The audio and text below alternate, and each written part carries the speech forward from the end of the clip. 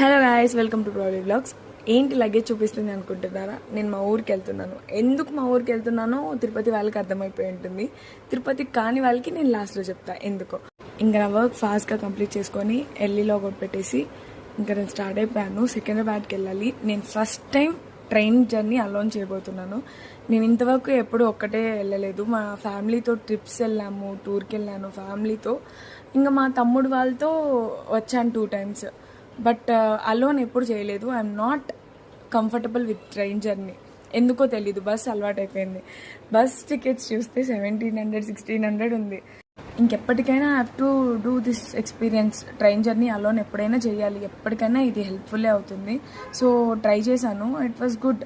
మా తమ్ముడు లగేజ్ మోసుకొని వచ్చి నాకు మెయిన్ వాడిని నేను తీసుకొచ్చిందే నాకు సైడ్ బర్త్ వచ్చింది, అప్పర్ బర్త్. నేను అక్కడ పడుకోలేదు, ఐఎమ్ నాట్ కంఫర్టబుల్ అంటే ఈ పక్క పైన మాట్లాడి సెట్ చేశాడు.